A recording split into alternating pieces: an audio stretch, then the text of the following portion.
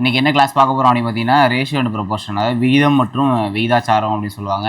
So அந்த topic வந்து ஒரு கொஸ்டின் இல்லை 2 கொஸ்டின் கேட்கலாம். சரிங்களா? ஸோ அவங்க ஸ்டார்ட் பண்ணுவோம். ரேஷியோனா ஒன்றும் இல்லை. இப்போ எக்ஸாம்பிள் சொல்லணும் அப்படின்னா இந்த ஒரு சம்மில் சொல்ல மாதிரில 9 மாதம் ஒரு வருஷத்துக்கு இடையான விகிதத்தை காண்க அப்படின்னு சொல்லியிருக்காங்க. ரைட்டா? இப்போ நம்ம என்ன பண்ணோம் அப்படின்னா 9 மாதம். சரிங்களா? 9 மாதம் ஒரு வருஷத்தில் எத்தனை மாதம் இருக்கும்? 12 மாதம் இருக்கும். ஸோ இந்த மாதிரி சொன்னால் இதுதான் ரேஷியோ. 9, 12 9, 12 ரெண்டுமே சேமாக இருக்கணும். இப்போ வந்து இது வந்து வருஷத்தில் இருக்குது, இது மாதத்தில் இருக்குல்ல. ஸோ அதை நம்ம என்ன பண்ணுறோம்னா சேமாக கன்வெர்ட் பண்ணிக்கணும். கன்வெர்ட் பண்ணதுக்கப்புறம் இதை வந்து முடிஞ்சளவு சிம்பிளிஃபை பண்ணி பார்க்கணும். இப்போ 3 9 நான் 3 12. இப்போ ரேஷியோ என்ன அப்படிங்கிறாங்கன்னா 3:4 அப்படின்றது இதோட ரேஷியோவாக இருக்கும். ஸோ இதான் வந்து பார்த்தோம்னா ரேஷியோ அப்படின்றது. சரிங்களா? இப்போ ஆன்சர் பார்த்துங்க 3:4 அதான் சொல்லி கொடுத்துருக்காங்க. ரைட்டா? எக்ஸாம் பார்ப்போம்.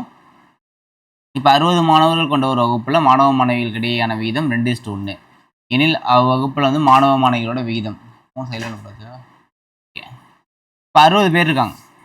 மொத்த மாணவர்கள் 60 பேர் இருக்காங்க. இதில் வந்து மாணவர்கள் வந்து 2 அப்படின்னும் மாணவிகள் வந்து ஒரு ரேஷியோலையுமே இருக்காங்க அப்படின்னு சொல்கிறாங்க. ரைட்டா? அவங்க என்ன கேட்குறாங்க, மாணவ மாணவிகளோட எண்ணிக்கை என்ன அப்படின்னு சொல்லி கேட்குறாங்க. இப்போ மொத்தமாக பாருங்கள், மாணவர்கள் 2x இருக்காங்க, மாணவிகள் 1x இருக்காங்க. மொத்தமாக ஆட் பண்ணால் 3x இருக்காங்க. 3x அப்படின்றது தான் 60. அதான் டோட்டலாக 60 மாணவர்கள் இருக்காங்களே, ஆண் பெண் இடையே சேர்த்து தான் 60 பேர் இருக்காங்க. அப்போ 3x = 60னா x = 20ன்னு அர்த்தம். சரிங்களா? 20னா இங்கே எடுத்து சப்ஸ்டிட்யூட் பண்ணுவோமா? அப்போ 20 கேர்ள்ஸ் இருக்காங்க, 2 2 4 அப்போ 40 பாய்ஸ் இருக்காங்க. ரைட்டா? அதான் இங்கே கொடுத்துருக்காங்க. புரியுதா? அப்போ மொத்த மாணவர்கள் எவ்வளோ அப்படின்னு பார்த்தீங்கன்னா 60. அவங்க என்ன கேட்குறாங்க அப்படின்னா மாணவ மாணவிகளோட எண்ணிக்கை. அப்போ மாணவர்களோட எண்ணிக்கை 40, மாணவிகளோட எண்ணிக்கை 20. புரியுதா? மாணவிகளோட எண்ணிக்கை எவ்வளோ இருக்குது? 20. மாணவர்களோட எண்ணிக்கை எவ்வளோ இருக்குது? 40. முடிஞ்சு போச்சு. புரியுதா? நெக்ஸ்ட் சம்மு. இப்போ வந்து பார்த்தோம் அப்படின்னா ஒரு ரிப்பன் துண்டு, அதாவது 24 மீட்டர் நீளமுள்ள ஒரு ரிப்பன் வந்து 3:2:7 அப்படின்னு 3 துண்டாக வெட்டுறாங்க. அப்படின்னா ஒவ்வொரு துண்டோட நீளம் என்ன அப்படின்னு சொல்லி கேட்குறாங்க. இப்போ எக்ஸாம்பிள் நம்ம சொல்லணும் அப்படின்னா ஃபஸ்ட்டு 3, 2, 7 இந்த 3 ரேஷியோவில் பிரிக்கிறாங்க ரிப்பன் துண்டை. ஆனால் டோட்டல் மீட்ரு எவ்வளோ அப்படின்னா 24 மீட்டர் அப்படின்றத டோட்டல் மீட்ரு. சரிங்களா? அப்போ இது எல்லாத்தையும் ஆட் பண்ணுவோமா? 7 3 எவ்வளோ? 10. 10 + 2 12. அப்போ 12x அப்படின்றது தான் 24 மீட்ரு. புரியுதா? அப்போ 1x அப்படின்றது என்னவாக இருக்கும் அப்படின்னு பார்த்தீங்கன்னா 2 மீட்டராக இருக்கும். 12 அடிக்க வேண்டியதான் டேரெக்டாக. 1 12 12 2 12 24. அப்போ 1x அப்படின்றது 2 மீட்ரு. என்ன கேட்குறாங்க? ஒவ்வொரு துண்டோட நீளம் என்ன? ஃபஸ்ட்டு துண்டு என்னவாக இருக்கும்? எக்ஸோட வேல்யூ 2 தான், 2 6 இருக்கும் ஃபஸ்ட்டோடது. அப்போ திரும்ப 2ஆல் மல்டிப்ளை பண்ணுமா? 2 2 4 7 2 14. இதுதான் வந்து பார்த்திங்க அப்படின்னா இதோட துண்டுகளாக இருக்கும். புரியுதுங்களா? அதாவது ஃபஸ்ட்டோடது வந்து பார்த்திங்கன்னா 6 மீட்ரு, 2வது 4 மீட்ரு, 3வது 14 மீட்ரு. இங்கே போட்டிருக்கிறது தான் அப்படியே இங்கே ஆன்சர் இருக்குது. முதல் துண்டோட நீளம் 6 மீட்ரு, 2வது 4 மீட்ரு, 3வது 14 மீட்ரு. புரியுதா? இந்த 6 4 14 மீட்ரு. நம்மளும் அதுதான் போட்டிருக்கோம். 6 4 14. டேரெக்டாகவே இப்படியே எடுத்து போட்டுடலாம். அடுத்து ஒரு வகுப்பில் உள்ள மாணவ மாணவிகளோட விகிதம் வந்து பார்த்திங்கன்னா 4:5 அப்படின்னு சொல்லி கொடுத்துருக்காங்க. மாணவர்களின் எண்ணிக்கை 20 அப்படின்னா மாணவிகளோட எண்ணிக்கை என்ன? அதாவது பாய்ஸு கேர்ள்ஸு, பாய்ஸோட ரேஷியோ 4x, கேர்ள்ஸோட ரேஷியோ 5xன்னு சொல்கிறாங்க. மாணவர்களோட எண்ணிக்கை 20 தான். அப்போ பாய்ஸ் இங்கே தானே இருக்காங்க. பாய்ஸோட எண்ணிக்கை எவ்வளோ? 20 பேர் இருக்காங்க. அப்படின்னா கேர்ள்ஸ் எவ்வளோ பேர் இருப்பாங்க கேட்குறாங்க. இப்போ 4லேருந்து 20 எப்படி வந்திருக்கும்? இன்ட்டு 5 பண்ணியிருப்பாங்களா? 4 5 20. அப்போ 5ஓட நம்ம என்ன பண்ணணும்? இன்ட்டு 5 பண்ணணும். 5 25. அப்போ கேர்ள்ஸ் எவ்வளோ? 25. முடிஞ்சு போச்சா? இப்போ 25 கேர்ள்ஸு. நெக்ஸ்ட் சம் பார்ப்போம். இப்போ ஏபி 4 6ன்னு கொடுத்துருக்காங்க, பிசி 18 5ன்னு கொடுத்துருக்காங்க. ஏபிசியோட விகிதம் கேட்குறாங்க. ஓகேங்களா? அப்போ இந்த மாதிரி சம் கொடுத்தா என்ன பண்ணலாம் அப்படின்னா 3 இது போட்டுங்க. ஏ பி சி 3ஆக பிரிச்சுக்கலாம். இப்போ ஏ என்ன? ஏக்கு நேராக என்ன இருக்குது? 4. அதாவது A/B = 4:6னா A/B = 4/6ன்னு அர்த்தம். அப்போ ஏக்கு நேரம் என்ன இருக்குது? 4. அப்போ 4 போட்டுக்கலாம். பிக்கு நேரம் என்ன இருக்குது? 6 இருக்குது. அடுத்த ரேஷியோவில் பாருங்கள், B/Cனா B/Cன்னு போடலாமா? = 18/5. பிக்கு நேரம் என்ன இருக்குது? 18 இருக்கா? ஆனால் இங்கே போடக்கூடாது, இங்கே போடணும். 18ன்னு கீழே போடணும். இதனால் அடுத்த ரேஷியோவில் 18. சிக்கு நேரம் என்ன இருக்குது?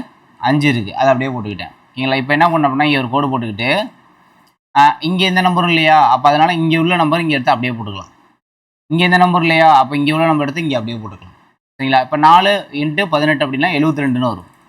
4 18 72. 6 18 108. 8, ஆரஞ்சு 30. சரிங்களா? இது இன்னும் சிம்பிளிஃபை பண்ணலாமா? இதை இன்னும் என்ன பண்ணலாம், கொஞ்சம் சுருக்கலாம்.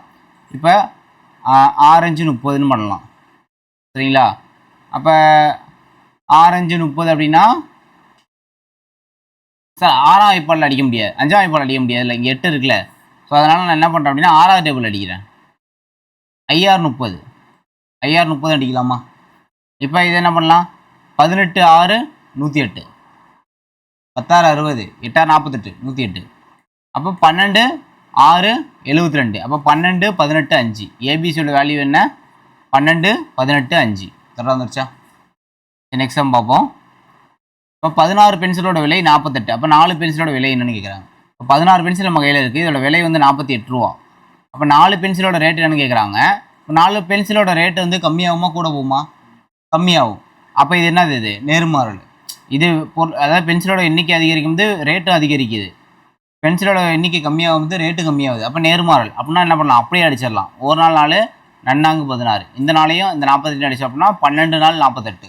இப்போ எக்ஸோட வேல்யூ என்ன? 12. அப்போ ஆன்சர் 12. புரியுதா? நெக்ஸ்ட் டைம் போகலாமா? இப்போ நெக்ஸ்ட் டைம் என்ன சொல்கிறாங்கன்னா, ஒரு மகிழ்ந்து 360 கிலோமீட்டர் தூரத்தை 4 மணி நேரத்தில் கிடக்குது. அதே வேகத்தில் மகிழ்ந்து செல்லும்போது 6 மணி 30 நிமிஷத்தில் எவ்வளவு தூரத்தை கிடக்கும் அப்படின்னு கேட்குறாங்க. நல்லா பாருங்கள். இப்போ 360 கிலோமீட்டர் வேகத்தை 4 மணி நேரத்தில் கடந்தா 1 கிலோமீட்டர் 90 நிமிஷத்தில் கிடக்கும். சரி, ஒரு நிமிஷத்தில் 1 மணி நேரத்தில் 90 கிலோமீட்டர் கிடக்கலாம். அப்போ அரை மணி நேரத்தில் என்ன பண்ணலாம், 45 கிலோமீட்டர் கிடக்கலாமா? புரியுதா? நமக்கு என்ன கேட்குறாங்க, மொத்தம் 6 மணி 30 நிமிஷம். 4 மணி நேரத்தில் எவ்வளோ கிலோமீட்ரு? 360 கிலோமீட்ரு. அப்போ 2 மணி நேரத்துக்கு, 1 மணி நேரத்துக்கு 90னா 2 மணி நேரத்துக்கு 180. இன்னும் ஒரு அரை மணி நேரம் வேணும்ல, 30 மினிட்ஸு. 30 மினிட்ஸுக்கு 45. மொத்தமாக ஆட் பண்ணுங்கள்.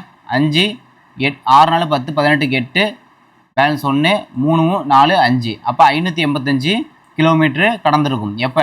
6.5 மணி நேரத்தில். அதான் அவங்க கேட்குறாங்க 6 மணி நேரத்தில் எவ்வளோன்னு. இப்போ 585 அப்படின்றது என்ன இருக்கும்? ஆன்சராக இருக்கும். புரிஞ்சுதா? புரியுதா? நெக்ஸ்ட் போகலாமா? நெக்ஸ்ட் பாருங்கள். 7 ஆட்கள் ஒரு வேலையை 52 நாளில் முடிக்கிறாங்க. அப்போ 13 ஆட்கள் எத்தனை நாளில் முடிப்பாங்க? இப்போ 7 ஆட்கள்ன்றப்ப 52 நாள் ஆகுது.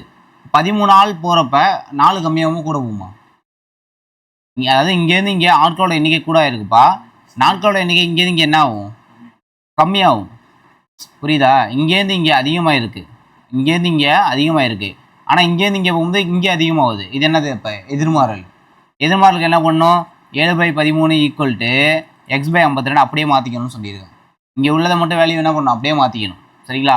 இப்போ கேன்சல் பண்ணலாமா? 1 13 13 4 13 52. சரியா? அப்போ 7 நாள் எவ்வளோ? 28. கிராஸ் மல்டிப்ளை பண்ணால் எக்ஸோட வேல்யூ 28. 7 நாள் 28. இது அடிக்க முடியாது, இல்லை கிராஸ் மல்டிப்ளை தான் பண்ண முடியும். இப்போ 7 நாள் 28. புரிஞ்சதா? நெக்ஸ்ட் போகலாமா? இங்கே கொடுத்துருக்கதெல்லாம் பார்க்காதீங்க, நம்ம என்ன இங்கே கொடுக்குறது மட்டும் பாருங்கள். நேர்மாறல்னா அப்படியே போட்டு அடிச்சிடணும். எதிர்மாறல்னா இங்கே உள்ளதை மட்டும் ரொட்டேட் பண்ணிக்கணும். முடிஞ்சு போச்சு. சரியா? அடுத்தது 9th சம். ஒரு பக்கத்தோட அதாவது 35 வரிகளை கொண்ட பக்கத்தை மொத்த பக்கம் 120பா. 35 வரிகள் இருந்துச்சுன்னா 120 பக்கம் ஆகும். அப்போ நான் என்ன கேட்குறாங்கன்னா 24 வரியாக இருந்தால் எவ்வளோ பக்கம் ஆகும்னு கேட்குறாங்க. இப்போ பாருங்கள், வரிகளோட எண்ணிக்கை இங்கேருந்து இங்கே அதிகமாக இருக்குது. இப்போ நல்லா கவனிங்க, 35 வரி இருக்க புத்தகம் 120 பக்கம் ஆகுது. அப்போ 24 வரி தான் ஒரு பேஜில் போட்டோன்னா பக்கத்தோட எண்ணிக்கை அதிகமாகுமா கம்மியாகுமா? அதிகமாகும். அப்போ இது நேர்மாறலா எதிர்மாறலா? எதிர்மாறல். எதிர்மாறலுக்கு என்ன பண்ணணும்? 35/24 என்ன பண்ணுங்க? அப்படியே ரொட்டேட் பண்ணணும். x/120ன்னு போடணும். இப்போ 2 12 24 10 12 120. ஓரன் 2 I2 10 அடிக்கலாம். சரிங்களா? அப்போ 35ஐயும் 5ஐயும் என்ன பண்ணுங்க? மல்டிப்ளை பண்ணணும். பண்ணோம் அப்படின்னா 175. 35 175 முடிஞ்சு போச்சா? அவ்வளோதான் ஆன்சர். அடுத்து பாருங்கள், இந்த மாதிரி ஒரு சம் கொடுக்குறாங்க. ஏபி, இதுக்கு வந்து இதே மாதிரி தான் பண்ணணும். ABC 3 எடுத்துக்கலாம். இப்போ 5:9. இப்போ ஏக்கு கீழே 5, பிக்கு கீழே 9. இங்கே பாருங்கள், பிசி எவ்வளோ? 4 7ன்னு இருக்குது. 4 இங்கே போடணும், 7 இங்கே போடணும், இங்கே போடணும். இங்கே என்ன பண்ணணும்? இங்கே உள்ள நம்பர் எடுத்து அப்படியே போடணும். இங்கே என்ன பண்ணணும்? இங்கே உள்ள நம்பர் எடுத்து அப்படியே போடணும். 9 எவ்வளோ? 63. 9 நாங் 36. 5 நாங்கு 20. இப்போ ரேஷியோனா 20 36 63. கரெக்டாக இருக்கா? 20 36 63. ஆன்சர் வந்துருச்சா?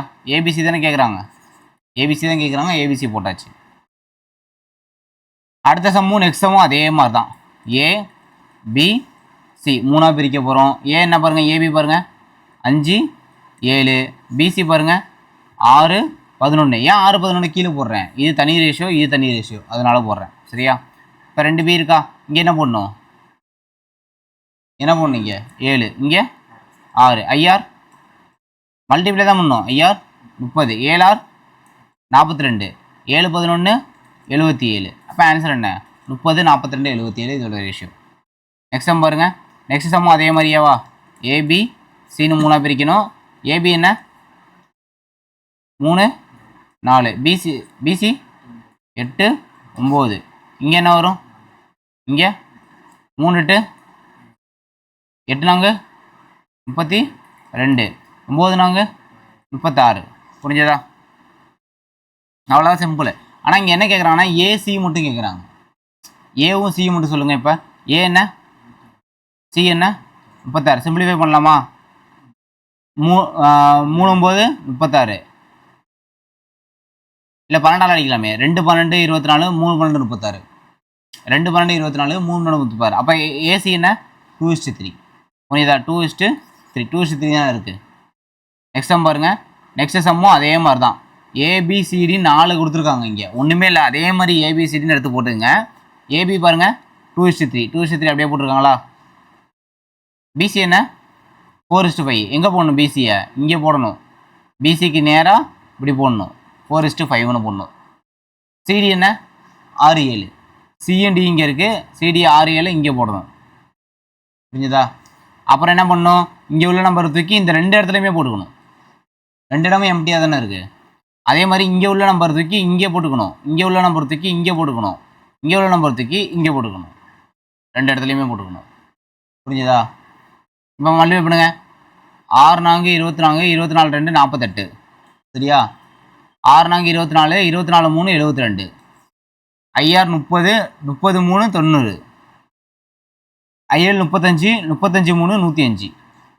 சரியா? அப்போ ஏபிசியோட வேல்யூ என்ன, இது அடித்தோன்னா அப்படின்னா 16 அடிக்கலாமா, 3ஆல் அடித்தோன்னா 3ஆல் அடிச்சுன்னா 16 3 48. இங்கே 24 3 72, 30 3 90, 35 3 105. முடிஞ்சதா? அதான் இங்கே ஏபிசிடி அப்படியே போட்டிருக்காங்க. இந்த சம் பாருங்களேன், இந்த சம் பார்க்கும்போது உங்களுக்கு நல்லா கிளியராக புரியும். இப்போ ஏ பி சி டின்னு 4ஆக பிரிக்கிறோம். ஏபி என்ன 8 15, பிசி என்ன 5 8, சிடி என்ன 4 5. இப்படி தான் போடணும். ஓகேவா? இப்போ என்ன பண்ணணும், இங்கே என்ன நம்பர் இருக்குது 15. அப்போ இங்கேயும் 15. இங்கே என்ன நம்பர் போடணும், இங்கே என்ன நம்பர் போடணும், இங்கே 4 4. ஓகேவா? இப்போ எல்லாத்தையும் மல்டிப்ளை 8 5 40, 40 4 160, 40 4 160, 15 5 15 50, 5 25, 15 5 75. சரிடா? 75 4 300. 75 4 டைம் பண்ணால் 300 தானே வரும். சரிங்களா? 10 80, 15 8 120, 120 4 டைம் பண்ணிங்க அப்படின்னா 480.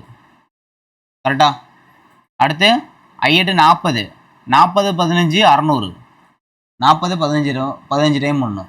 அதாவது 15 4 டைம் பண்ணுங்க 60. அப்போ பக்கத்தில் ஒரு 0 600. ஏன்னா கேட்குறாங்க ஏடி தான் கேட்குறாங்க. ஏ என்ன 160, டி என்ன 600. அடிக்கலாமா? ஒரு 0க்கு ஒரு 0 அடிச்சிடலாம். 16 இருக்குது 60 இருக்குது. 2 டேபிள் அடிப்போம். 2 டேபிள் அடித்தோம் அப்படின்னா 8 2 16, 30 2 60.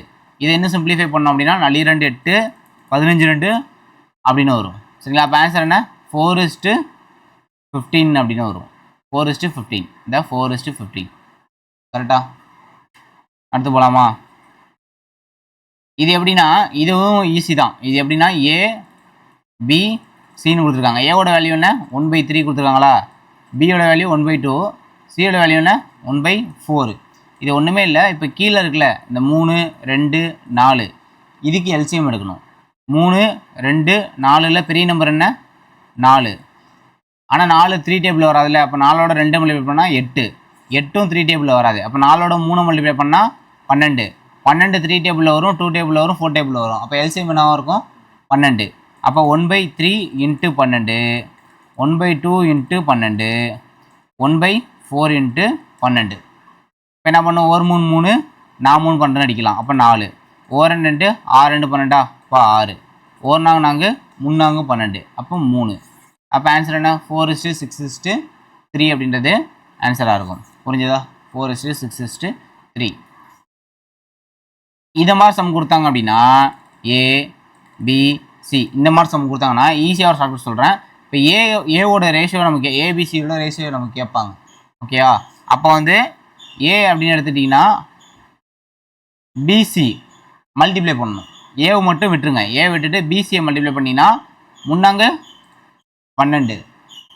இப்போ பியை மட்டும் விட்டுறணும். பியோட வேல்யூ விட்டாங்கன்னா பியை மட்டும் விட்டுட்டு ஏவையும் சியை மல்டிப்ளை பண்ணணும். 4 8. சியோட வேல்யூ விட்டாங்கன்னா சியை மட்டும் விட்டுறணும். விட்டுட்டு 3 6ன்னு வரும். இது சிம்பிளிஃபை பண்ணலாமா? 3 6, 4 8, 6 12. அப்போ 6 4 3. ஆன்சர் 6 4 3. ஈஸியாக போட்டுடலாம். புரிஞ்சுதா? நெக்ஸ்ட் போகலாமா?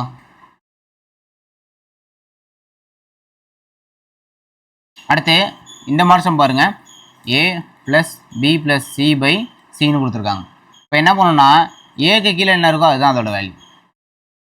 புரியுதா? ஏ கீழே என்ன இருக்குது? 3. அப்போ ஏவோட வேல்யூ என்ன? 3. பி கீழே என்ன இருக்குது? 4. சி கீழே என்ன இருக்குது? 7. கீழே என்ன வரும்? 7. 4 3 7. 7 + 7 14/7.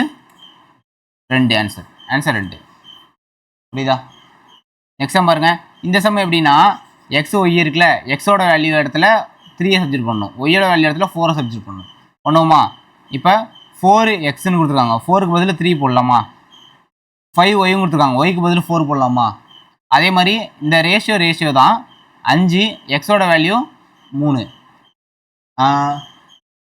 2, ஒய்யோட வேல்யூ 4. இப்போ என்ன பண்ணணும்? 4 3 12, 5 20, 5 3 15, 4 2 8. இப்போ 12 ப்ளஸ் வந்து 20 ஆட் பண்ணோன்னா 32. 15ல் 8 போயிடுச்சுன்னா 7. சரியா? ஒரு நிமிஷம்.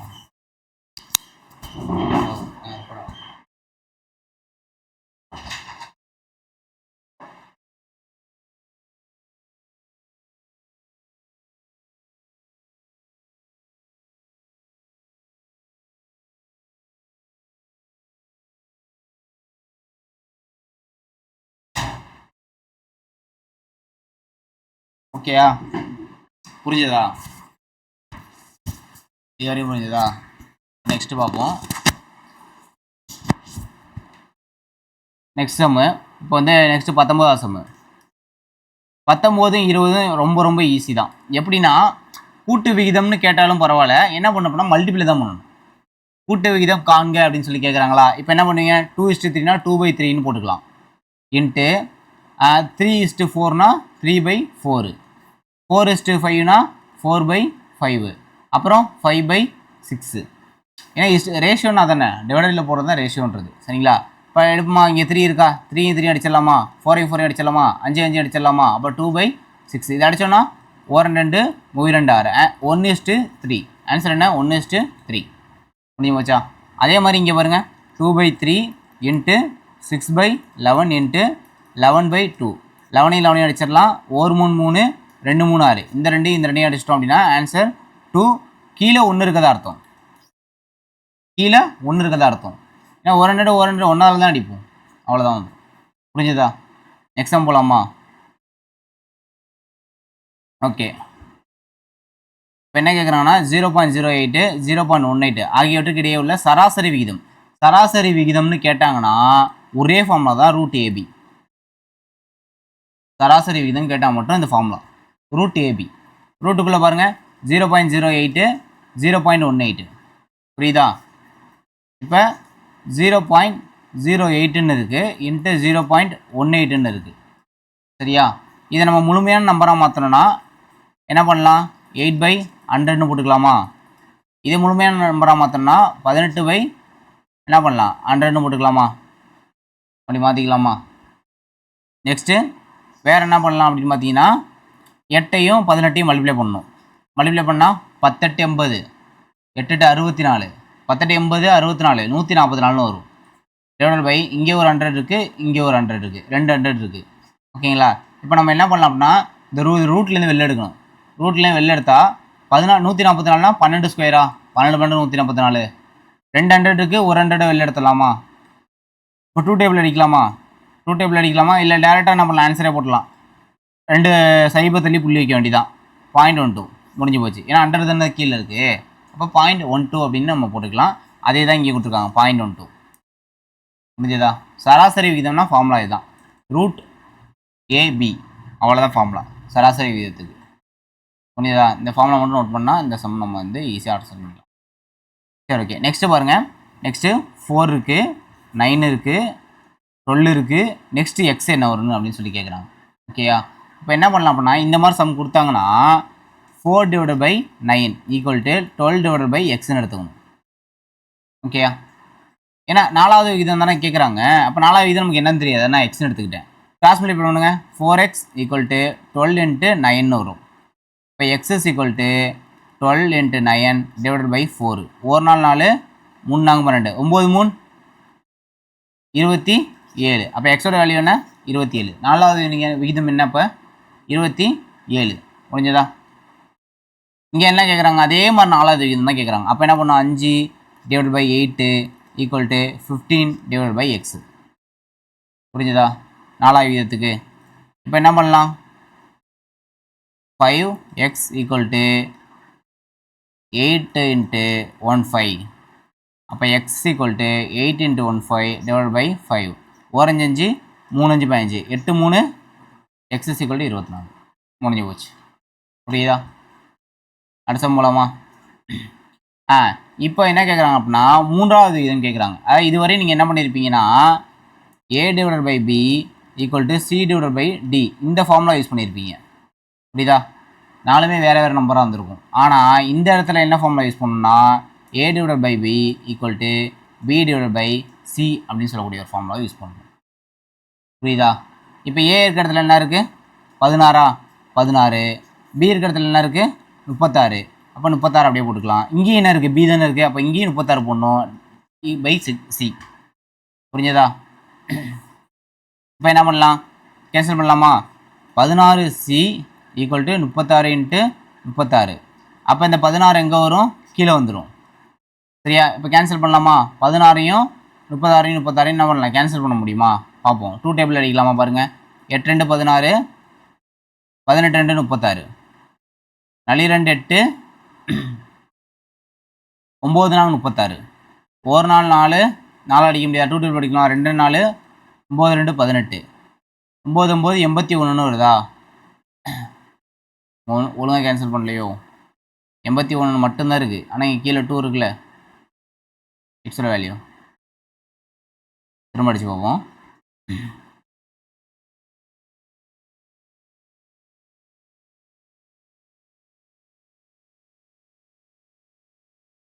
இன்னும் இல்லை, 36, இன்னொரு 36 / 18. ஓகேங்களா? டேரெக்டாக 16. ஓகே 16. ஆமாம் 16 36 தானே கொடுத்துருக்காங்க. 16 8 2 16. சரிங்களா? ஓர 2 மிச்சம் 1, திரும்ப 8 2 16, 18 2ன்னு வரும். சரிங்களா? திரும்ப 2 டேபிள் 4 2 8, 9 2 18. திரும்ப 4 டேபிள் அடிச்சோம்னா ஒரு நாள் 4 9 4 36. நம்ம தான் ஒழுங்காக கேன்சல் பண்ணல. ஓகேவா? அப்போ 9 9 81 கரெக்டாக தான் ஆன்சர். நம்ம ஒழுங்காக கேன்சல் பண்ணல போன டைம். ஓகேங்களா? நெக்ஸ்ட்டு அதே 3வது இது. 3வது ஃபார்முலா என்ன? a/b = b/c. ஃபார்முலா a என்ன? 0.36, b 0.48, 0.48 / c. இது ஈக்குவல். அப்போ என்ன பண்ணலாம்? கேன்சல் பண்ணலாமா? 0.48 × 0.48 / 0.36. சரியா?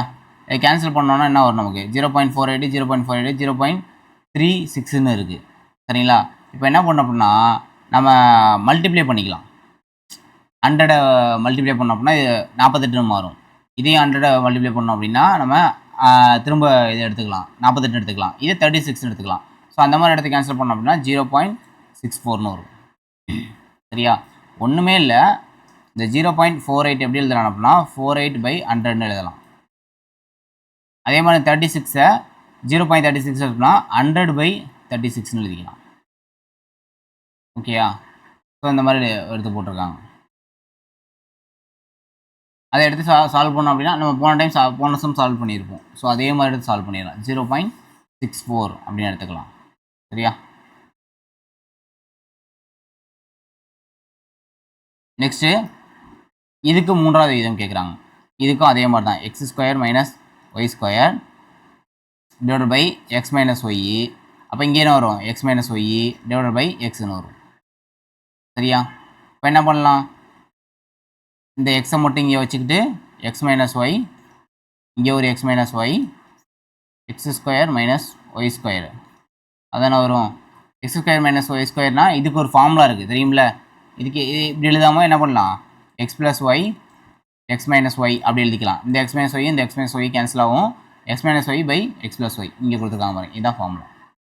இந்த ஃபார்முலா வச்சு என்ன ஃபார்முலா அப்படின்னா நான் இங்கே எழுதி போடுறேன். a² - b² அப்படின்னா a + b a - b இந்த ஃபார்முலா யூஸ் பண்ணணும் இந்த இடத்துல. யூஸ் பண்ணோம் அப்படின்னா இதுக்கான ஆன்சர் வரும். சரிங்களா? நெக்ஸ்ட்டு 3:4 3:4 என்பதன் இருபடி விகிதம் கேட்குறாங்க. இருபடி விகிதம்னு ஒன்றும் இல்லை, அப்படியே ஸ்கொயர் பண்ணணும். இருபடி அப்படின்னால ஸ்கொயர் பண்ணணும். 3 எவ்வளோ? 9. நன்னாங்க எவ்வளோ? 16. முடிஞ்சு போச்சு ஆன்சர். 9 16. இருபடி விகிதம்னா ஸ்கொயர். முப்படி விகிதம் கேட்டாங்கன்னா கியூப் பண்ணணும். கியூபு. சரியா? இந்த கேட்டிருக்காம வரும் முப்படி விகிதம். இப்போ 5³ எவ்வளோ? 125. 6³ எவ்வளோ? 216. ஆன்சர் 125:216. ஸ்கியூப் பண்ணணும். அப்படியே ஸ்கூப் பண்ணணும். அவ்வளோதான். நெக்ஸ்ட் சம் பார்ப்போம். 49 25 அப்படின்னா வர்க்க மூலம் கேட்குறாங்க. வர்க்க மூலம்னா ஸ்கொயர் எடுக்கணும். Square route. இப்போ 49 25 49க்கு ஸ்கொயர் ரூட் என்ன? 7 7 49. 25க்கு 5 25. அப்போ 7:5. புரிஞ்சுதா? நெக்ஸ்ட்டு கனமூலம் கேட்குறாங்க. கனமூலம்னா கியூப் ரூட்டு 343. திரும்ப கியூப் ரூட்டு 512. 343 எதோட கியூப் வேல்யூ? 7ஓட கியூப் வேல்யூ. 512 8ஓட கியூப் வேல்யூ. அப்போ ஆன்சர் என்ன? 7:8. இவ்வளோ தான் வந்து பார்த்தோம்னா ரேஷியோ அண்ட் ப்ரொபோர்ஷன் அப்படின்னு அவ்வளோதான். சரிங்களா?